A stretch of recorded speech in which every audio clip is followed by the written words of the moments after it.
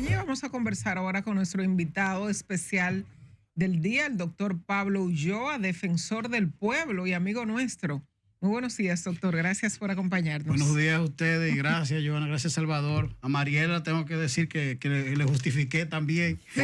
Sí, incluso estaba entrando, estaba saliendo la colega y le estaba diciendo, no voy a poder hablar de doctrina entonces. Sí. Pero estamos aquí justamente rindiendo cuenta, porque cada entrevista para un servidor público es un espacio de poder decir qué hace, cómo lo hace y por qué lo hace, dentro del marco de lo que es el ordenamiento jurídico de República Dominicana y la arquitectura constitucional. Claro. Pablo, nosotros conocemos, tanto Joana como yo, o todos los de los medios, la labor que desarrolla el defensor del pueblo, pero gente en la calle que no conoce la magnitud de lo que se pregunta, ¿para qué sirve el defensor del pueblo? Mira, yo lo quiero definir en una frase simple, aprovechando el medio y el impacto. Es un puente entre la administración pública y los ciudadanos. Cuando hablo que es un puente, es un garante de la buena administración, porque hay que reconocer que a veces, por error, por omisión, por negligencia, por incapacidad, algunos servidores públicos, no tiene que ser el ministro, el director general, puede ser un encargado, puede ser un supervisor, puede ser un representante regional, cometen errores que afectan los derechos que nos corresponden por la Constitución a todos los dominicanos. A veces la gente se pregunta por qué no me entregan un cuerpo en un hospital si murió mi familiar, y le están pidiendo que le firme un documento que es un acto notarial haciéndose responsable. No, ese cuerpo hay que entregarlo. Pero también te preguntan por qué yo no tengo cupo en un hospital o por qué mi medicamento, la ARS, no me lo entrega y yo tengo que irme al Tribunal Constitucional a hacer un recurso de amparo para que luego de 2 años me entreguen la sentencia, pero yo estoy muerto. Y es un caso verídico que pasó justamente en el Constitucional en los tiempos que yo trabajaba allá. Una señora que duró 2 años peleando con la ARS por un medicamento para el cáncer. Cuando le llegó la sentencia ya había muerto, se lo entregaron a los hijos. Entonces pasa lo mismo cuando la policía agrede a un ciudadano o se hace un proceso en el cual no se cumple el debido proceso, cuando lo apresan y lo llevan a un destacamento y dura más del tiempo. Pero también nos pasa relacionado con el tema de la debida diligencia en cuanto a justicia, cuando hay plazos que pasan y nadie se hace responsable de por qué esa persona ni siquiera se le ha pasado causa. Le pongo un ejemplo. Hubo un destacamento, Villa Colina se llamaba, que estaba en Santo Domingo Oeste. El fiscal y el diputado, que hoy es director de la DIDA, en ese momento era diputado, se acercaron porque ahí habían 240 personas en un espacio que solamente estaba para 40 personas. La anécdota ni siquiera va desde el punto de vista de cómo el defensor hizo que aparecieran todas las resoluciones y ese centro penitenciario se eliminó y se habilitó un espacio más digno, sino que dentro había un señor que trabajaba en una de las EDE, que tenía 1 mes preso. Y ese señor ni siquiera había ido a un juez de paz. Pero peor aún, él me contaba que ese mes duró preso porque su esposa, en ese caso la persona con que él vivía, porque ya se habían dejado, pero vivían bajo techo, y eso pasa mucho en República Dominicana, se había confabulado con un policía para pedirle 500,000 pesos. Entonces fíjate cómo ese señor estuvo preso casi 1 mes sin ni siquiera pasar el debido proceso por un elemento de corrupción entre un oficial, en este caso un componente de la Policía Nacional, y su propia esposa. Por lo tanto, el defensor tiene un espectro amplio que va dentro del punto de vista de esos servicios, pero también a servicios básicos como el tema del agua, el tema de las calles, el tema de obras paralizadas, como por ejemplo puentes. Y te pongo un caso de Guayabal, del sur, ya que llevan hasta aquí. Guayabal pertenece a Asua. Y tenían 9 años pidiendo un puente.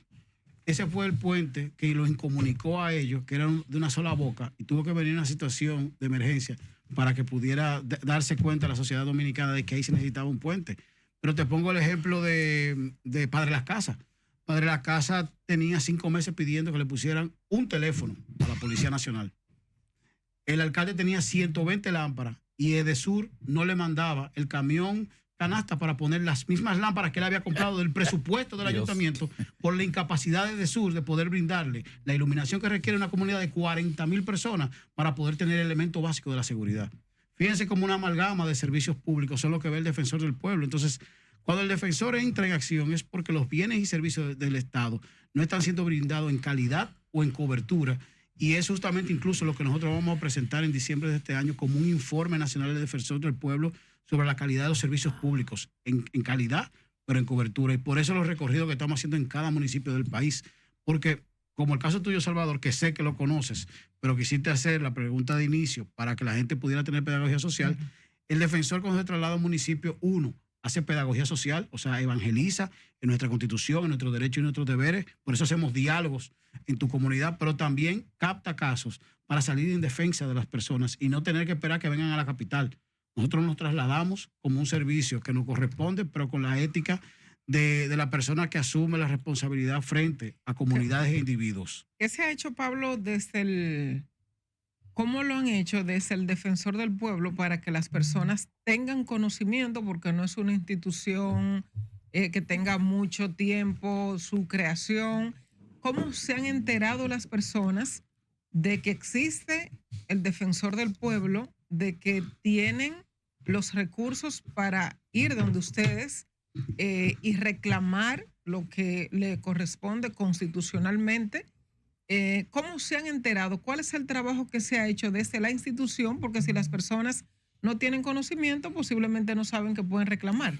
Incluso yo quiero poner varias líneas. Una, cuando nosotros llegamos hicimos una encuesta y el 62% de los jóvenes de menos recursos de la República Dominicana no conocían ni un solo derecho fundamental.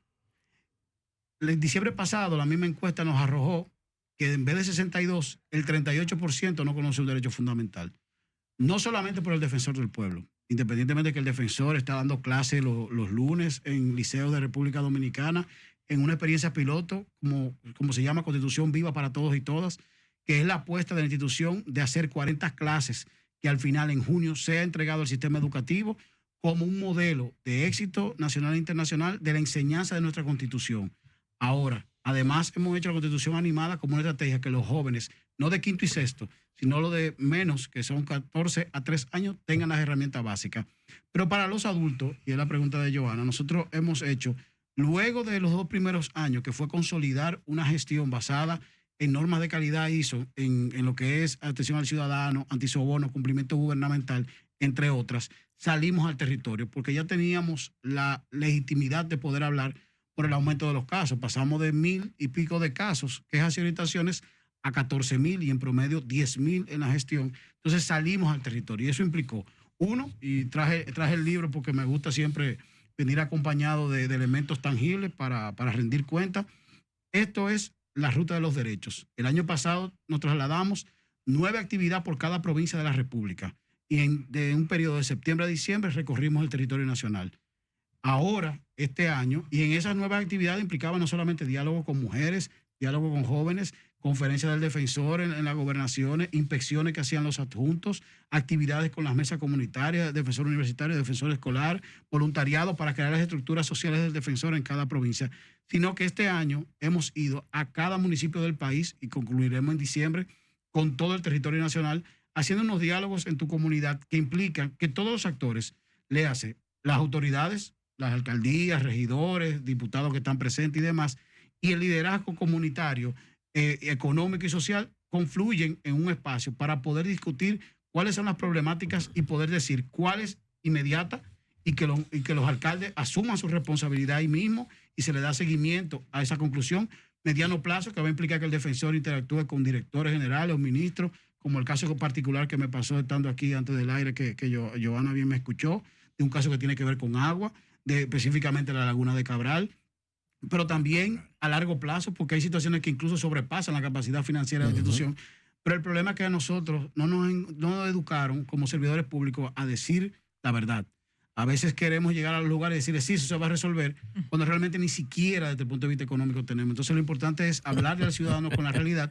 Y por eso esas 2 estrategias, el año que viene las vamos a unir con una de las experiencias más bellas que vamos a tener, que es la instalación en las 10 regiones de planificación del territorio nacional, casas de derecho, que van a permitir que el defensor concluya su estrategia de expansión territorial, pero ubicadas esas casas dentro de las universidades, porque esa población que estamos educando en la Constitución desde los 3 hasta los 16 años en las escuelas va a llegar a la universidad y va a tener allá un sistema de formación del defensor del pueblo que va a permitir que no solamente conozca sus derechos, sino que los salgan a exigir.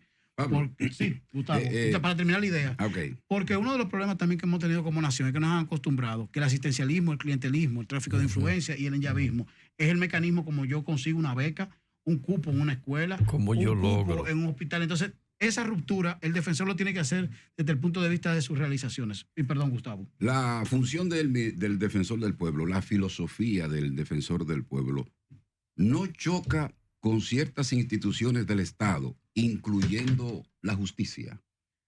En un sentido práctico, no choca ni solapa, sino que le exige que cumpla su rol. Entonces, el defensor del pueblo termina siendo un contrapeso del poder y eso implica que es un fiscalizador. Y ahí permíteme ampliar el concepto desde el punto de vista de la filosofía del Estado dominicano. Nuestra Constitución, de la de 2010, porque las demás han sido, Un artículo, ¿no? un artículo y dos artículos que estamos claros que para los fines son artículos políticos, no desde el punto de vista jurídico y desde el punto de vista de ideología política. En la Constitución lo que plantea es que el defensor es seleccionado en el Congreso. ¿Por qué? Porque ambas cámaras se tienen que poner de acuerdo en un 2/3 partes, o sea, 75%, para elegir un dominicano que le sirva a ellos como fiscalizador de la gestión. Fíjate que el mismo ejercicio lo hace el Congreso con la Cámara de Cuentas para fiscalizar las cuentas nacionales. Por lo tanto, uno va a calidad y el otro va al uso efectivo de los recursos según las normas contables. El defensor, en su ejercicio, lo único que hace es levantar voz. Y levantar voz implica exigir, implica discutir en un sentido práctico, democráticamente hablando, mediar, pero al mismo tiempo lo que hace es rendirle cuenta al ciudadano que es parte de un sistema y necesita una serie de prerrogativas, eso es política educativa, de salud, vivienda, transporte, trabajo, entre otras, para poder vivir, como dice el artículo 7 de nuestra Constitución, con dignidad humana, y la función del Estado es justamente preservar los derechos fundamentales. En otras legislaciones, ¿cómo se llama el defensor del pueblo? Ombudsman. Lo- Defensores, también se llaman defensorías del pueblo, se llaman procuradores de derechos humanos, comisiones de derechos humanos. En el caso mío me tocó ser presidente de la Federación Iberoamericana de Ombudsman, que englobaba más de 120 defensores, procuradores y demás de 22 países. Y esa estructura varía, pero originalmente sale de la Constitución española del 78 y es una adaptación del caso sueco. Pero como llega a América y me tocó ser discípulo, alumno de Mayorano, que fue el primer defensor del pueblo de Argentina, es justamente un fiscal de la ciudadanía para velar justamente por eso que le corresponde. Que a veces, como decía, por error, por omisión, por negligencia, por incapacidad, por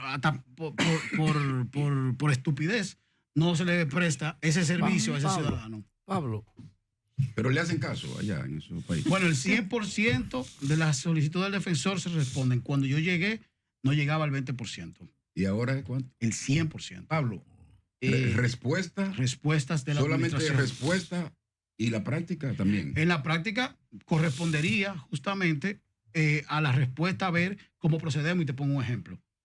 Hubo un funcionario que la respuesta fue un acto de alguacil diciendo que no tenía que responder al defensor. Terminamos en los tribunales y él terminó ese nivel. reponiendo 45 empleados de carrera, pagando 92 millones de pesos de prestaciones vencidas y no pagadas y 130 de prestaciones en totalidad. El caso de Impostón. y él no tenía que hacerle caso. Y él no tenía que responder al Cristo. defensor. O sea que incluso la reforma organizacional que hemos llevado implicó crear lo que Ay, es un santo. departamento Qué de litigio bueno. estratégico, que dentro de la Secretaría General, que empieza con la Carta de Servicio Ciudadano, que es la atención al ciudadano, luego va a investigación, luego a notificación y luego a litigio. Ese proceso, y te lo digo, mira, con mucha alegría, Gustavo, es un ejemplo vivo de cómo una institución se puede transformar con una visión de eficiencia sobre la base de los mismos procesos que existían antes. Nosotros, por ejemplo, creamos un protocolo de inspección. Nadie puede decir que esta institución hace un proceso de inspección ajeno al debido proceso. Y si no, pregúntale a la coronela, que tuvo su sentencia de 6 meses suspendida penalmente. Y lástima que la colega no está aquí, que hubiésemos relajado mucho de eso. mire, Pablo, dice la doctora Wendy Lora ahorita que hay 15,000 privados de libertad preventivamente. ¿Qué ustedes han hecho con eso?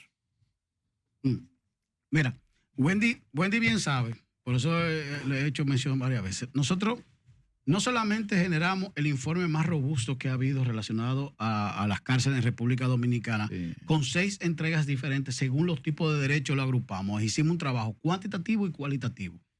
Adicionalmente, a solicitud de la magistrada procuradora, ella inició un catastro penitenciario, incluso lo empezó a hacer en Hermanas Mirabal. Nosotros hemos incidido mucho en el tema del cumplimiento de penas y a través de los jueces de ejecución de la pena hemos activado, pero además hemos hecho inspecciones para poder dignificar. Incluso, le pongo un ejemplo. No sé si se acuerdan de una señora que estaba presa, que tenía cáncer en Najayo, que terminó muriendo en Puerto Plata en su casa. Esa variación de la pena para hacer de prisión a prisión domiciliaria se hizo a través de la gestión del defensor del pueblo. Eso para poner un caso particular. Ahora, en términos general, nosotros hemos incidido mucho incluso en la creación de los pabellones de salud mental que existen en San Pedro de Macorís y en Najayo, para poner 2 ejemplos, y ha sido en la gestión de la Procuraduría que se ha hecho, pero la idea original. Además, aquella resolución del Indotel que trata el tema del bloqueo de teléfonos, que fue en la gestión anterior, la del señor Arroyo, fue gestionada por el defensor del pueblo como un mecanismo de que las cárceles pasaran a ser parte del sistema de inteligencia y contrainteligencia que toda sociedad tiene que tener. Y hemos sido muy incisivos en el tema de que las cárceles no pueden seguir siendo almacenes de gentes vivas, porque la reinserción social que plantea la ley del 21 nunca se va a dar de manera efectiva si las cárceles no terminan teniendo actividades lúdicas, actividades pedagógicas, actividades espirituales. Lo están haciendo. Hay muchas de ellas que lo están haciendo, pero la gran mayoría no. Yo siempre he dicho que el viejo sistema se arropó al nuevo sistema, y tengo que reconocer que, por ejemplo, desde el punto de vista de las mujeres, se ha hecho un esfuerzo, y me consta, por ejemplo, en Baní, que la parte técnico-profesional ha tenido mucha insistencia, pero esa realidad no se da a nivel nacional. Incluso recuerdo con sensibilidad, porque la última actividad que yo hice en esa cárcel me acompañó Octavio Dotel, un gran amigo, que fue junto a Pochi Familia y demás, y almorzamos con las privadas de libertad. Y después de eso no he querido volver a esa cárcel, justamente por el sentimiento, y se lo decía la semana pasada a su esposa Maciel. Ahora, no se puede quedar en construcción de nuevas cárceles. Tenemos que ver cómo el modelo tú lo eficientizas, y eso va a implicar tecnología, personal formado, capacitado y contratado, y al mismo tiempo un saneamiento donde el modelo nuevo asuma realmente y saquemos las cárceles del viejo modelo. Y eso implica un ejemplo que te quiero poner. En La Vega, me imagino que ustedes se recuerdan, hubo un señor que mató a una joven en su celda y luego se suicidó. Sí, sí. El señor estaba en la Fortaleza. Cuando yo voy a la inspección, en la Fortaleza, donde él mató a la señora, que yo bajo, cuando salimos al patio, el primer negocio que hay es una ferretería. El segundo, un picapollo. El tercero, sándwich. Y el cuarto termina siendo una iglesia. Y luego 2 colmados. Oiga, eso. Cuando voy al nuevo modelo, que es la cárcel del Pinito, el señor se había, entre comillas, porque estamos en radio, se había suicidado en una cárcel, en una celda de alta seguridad. Todo el que ha visto televisión, para no entrar en discusiones, sabe que las rejillas llegan al cuello. Sí. Entonces yo mismo le digo ese miércoles que cómo es posible que una gente se suicide así. Que quién estaba al lado, alguien relacionado con droga. Al otro día apareció la autopsia y decía lo contrario, a él lo había matado. Entonces, por eso la insistencia de nosotros desde el punto de vista de las cárceles. Porque si tú no haces una política de criminalidad y de seguridad ciudadana coherente, donde la policía sea preventiva, no agresiva, no reactiva y no maltratadora, sino que utilice las técnicas modernas, las cárceles te dan información necesaria. Incluso hay muchos modelos, que lo hablaba con la magistrada procuradora, con inteligencia artificial, que te pueden ir dando perfilar no personas, sino actos delictivos por zona. Y esas son las alertas desde el punto de vista rojo, verde y amarillo que tú puedes hacer. Pablo. Por eso la insistencia en nuestro discurso y nuestra acción de las cárceles, para ponerlo en la palestra de la ciudadanía y que puedan reflexionar. Incluso, por eso participamos en la comisión a solicitud y por la presencia del magistrado Subero Isa, para poder habilitar que el Ministerio de Vivienda tuviera una licitación transparente para el caso de Las Parras, donde participaron 5 universidades prestigiosas, Defensa Pública, el Defensor del Pueblo, el magistrado Subero Isa, y estamos a la espera de que el Ministerio de Vivienda cumpla su palabra de que en septiembre iba a entregar el primer módulo. Pablo, presupuesto.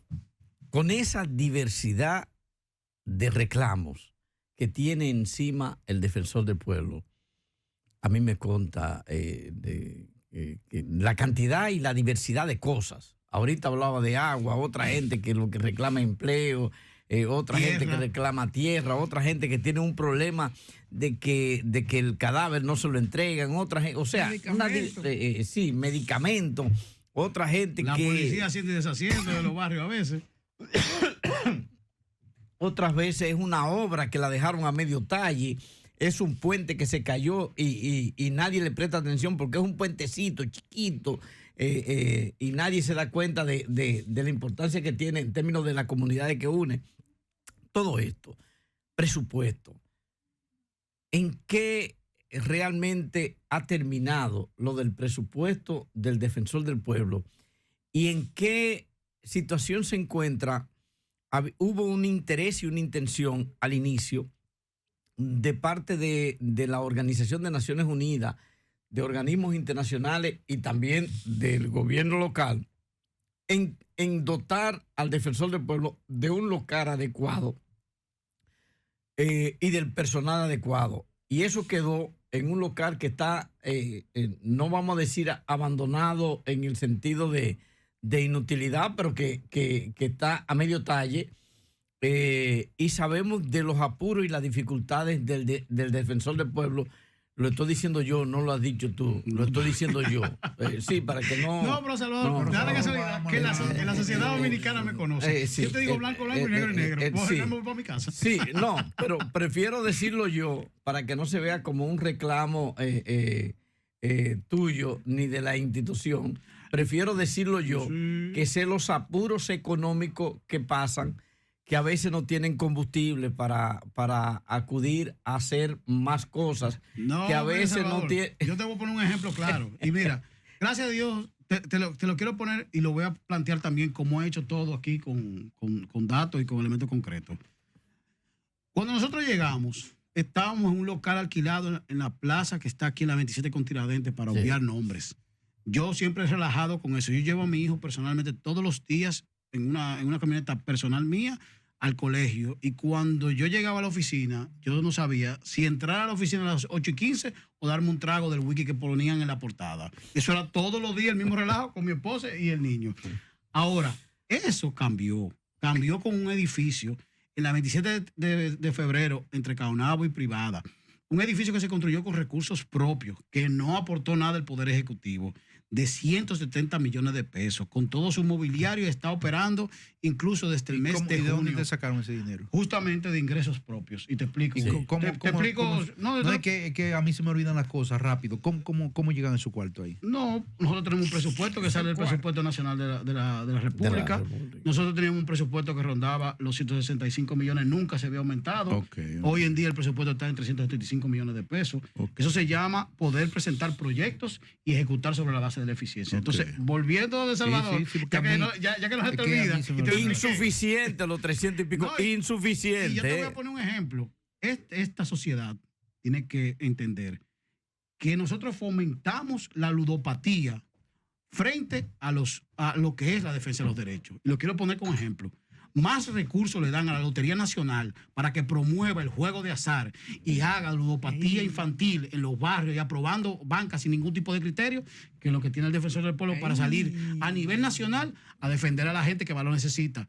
Incluso de las cosas que me siento bien es que ya la clase media y clase alta está llegando al Defensor del Pueblo buscando justamente ese clase apoyo. Media y alta. Porque están antes acudiendo. Los infelices, los pobres. Salía, por poner caso, me matan un muchacho allí. Entonces ya ha cambiado incluso hasta el perfil etario y el perfil socioeconómico. Pero volviendo al punto, de las cosas que a mí me sorprendían, y lo mencionaba mucho en la postulación, que habían 14 sedes definidas para el Defensor del Pueblo.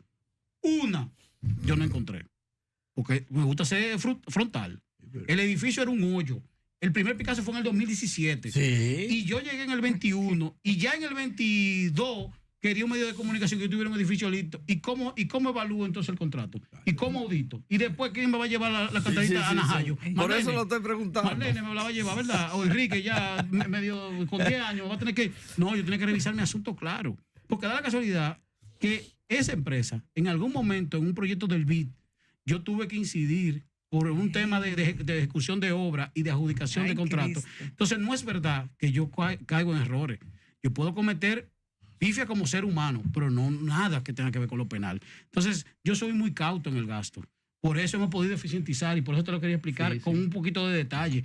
Nosotros, las actividades, incluso yo estaba con el ministro de Hacienda hace 2 semanas y les decía, la ruta de los derechos, esta ruta que fue trasladarnos a las 32 provincias, con 9 actividades cada provincia, salió en menos de 23 millones de pesos. Cualquier otra institución te lo pone el presupuesto en 150 y 125 millones de pesos. Y yo soy incapaz. No hay un cheque mío de viático. Independientemente que yo salgo justamente a trabajar. Pero yo soy un tipo que soy incapaz de hacer otra cosa que no sea eficientizar los recursos. Y se ha visto en ese presupuesto que te decía. Pero cada presupuesto que nosotros presentamos es con una lista de proyectos e indicadores, porque yo vengo de la metodología de marco lógico del BID. Por lo tanto, yo te pongo un proyecto y los indicadores de resultados a su lado. Bien.